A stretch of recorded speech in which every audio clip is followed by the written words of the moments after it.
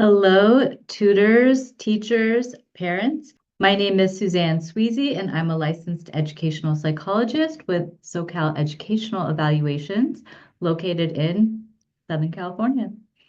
And in today's video, I'm going to review some tips and information on what learning disabilities are and tips for tutors and even teachers on how to approach parents about the subject of their child maybe having a learning disability and what they can do about it. So let's start the presentation. What are learning disabilities and how to identify them for supporting your tutoring clients? By SoCal Educational Evaluations. Visit us at socaleducationalevals.com. What are learning disabilities? Learning disabilities are neurological conditions that affect how a person processes information. 1 in 5 students have a learning disability or attention issue, so it's more common than most people believe. Learning disabilities impact areas of academic skills such as reading, writing, and math. Learning disabilities are caused by differences in the brain. They are not laziness, like many parents or teachers might believe unknowingly. The most common learning disability is dyslexia, which is the most commonly known, and dyslexia is a medical term for just generally meaning difficulty learning to read for whatever processing difficulty there is in the brain. Dyslexia affects about 10% of the population. So 10% of people out there are struggling with some aspect of learning to read, whether it's learning to decode words or read fluently or just comprehend information that they're reading. Dyslexia kind of covers all of those areas, and it's usually related to deficits in auditory processing, not visual processing like might be commonly known, not those flipping B's and D's. That's not typically dyslexia. That's just generally developmental issues that resolve themselves by typically the end of about 2nd grade. Other common learning disabilities might include dysgraphia, which affects writing skills, and dyscalculia, difficulty learning mathematical concepts and skills. Can students grow out of their learning disability? Learning disabilities are neurological differences and typically persist throughout a person's life. So students don't necessarily grow out of them, but their challenges can be overcome. Their academic deficits can be caught up with intervention, instruction, and accommodations. Improvements with intervention. So with appropriate interventions such as tutoring, small group learning, classroom accommodations, and use of teaching strategies, students can significantly improve their skills and manage challenges effectively. Early intervention is critical to building strong foundational skills.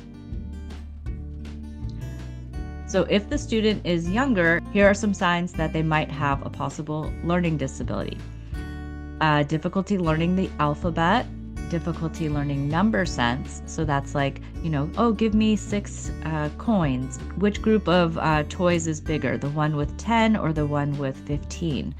And then basic reading skills, so all those sounds that relate to letters, and reading fluency is very important. Trouble following instructions or staying focused. So if your child's teacher or your student, if you're the tutor, if you're noticing difficulty paying attention, even in that, one-to-one or small group setting, possibly that's an attention-related learning disability or ADHD. And then challenges with fine motor skills, and difficulty writing beads, holding a pencil, holding scissors and cutting. All of those might be signs of learning disability. In older students, some signs and symptoms might be struggling with reading comprehension or speed, so reading fluency. Poor spelling or grammar might be a sign of a writing disability like dysgraphia. and avoidance of tasks that require sustained mental effort. Maybe the students develop behaviors in the classroom, or they just procrastinate with starting their math all the time, or they complain when it's time to do history. Things like that might be a sign that there's actually a learning disability, and it's not necessarily a behavior or a negative attitude about school. So how tutors can identify possible learning disabilities. Here are some observation strategies.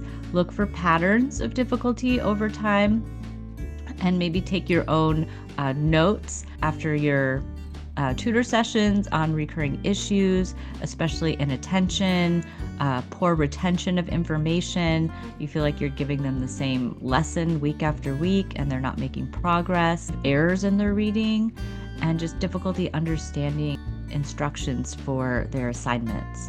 And then key red flags might also be slow progress, like I said before, and then unusual difficulty in one subject, such as math, when like the other subjects, such as reading, are at grade level.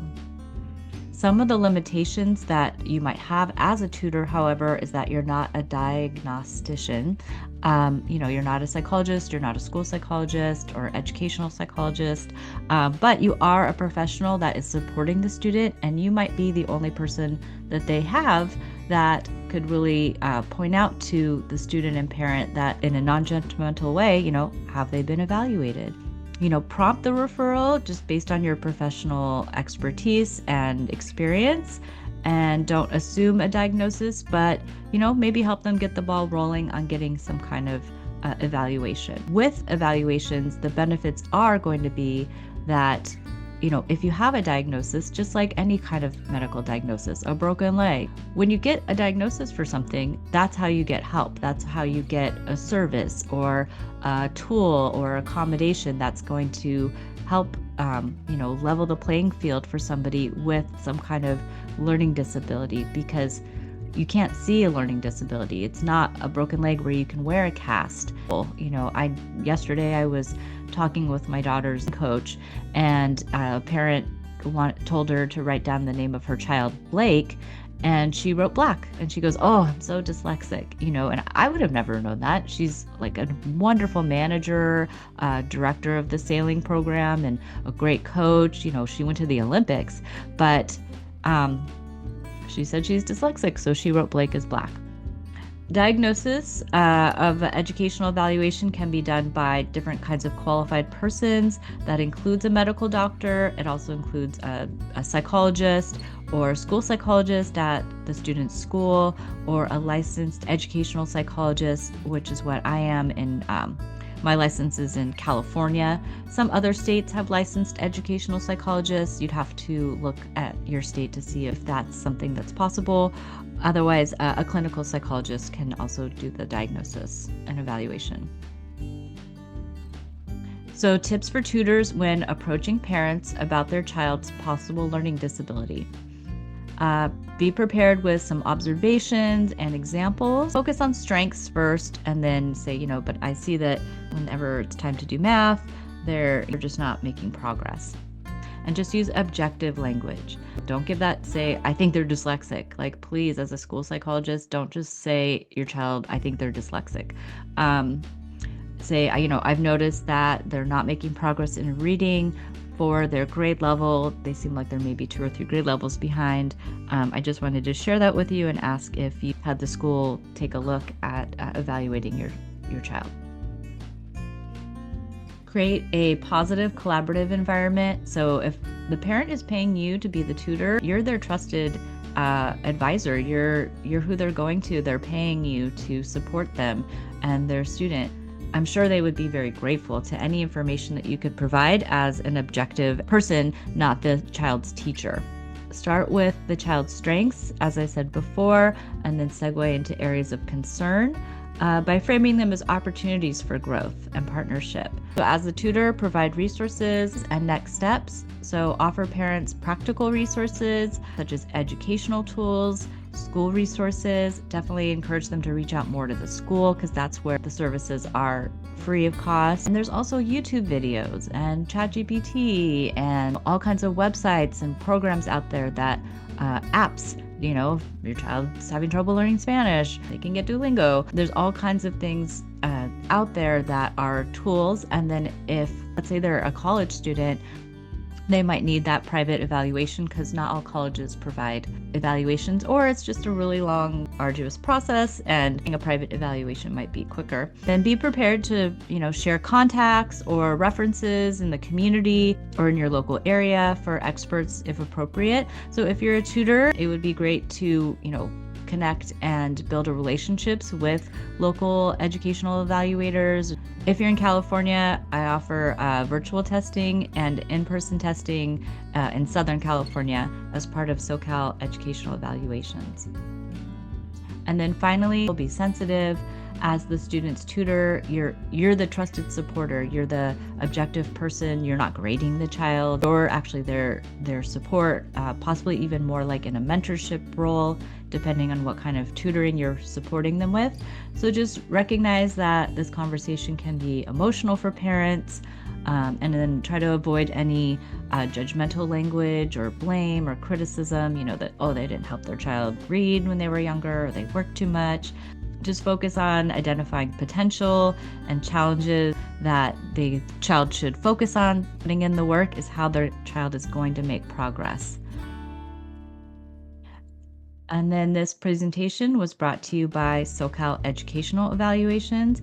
If you have any questions, you can put them in the comment section below if you're watching this on YouTube, and I will try to respond or create another video to answer some of your questions.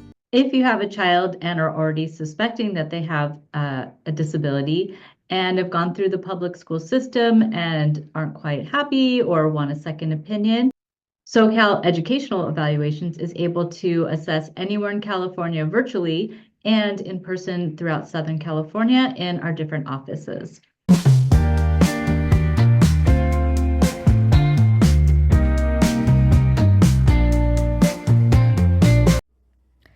This video is for general informational and educational purposes only and does not constitute legal advice.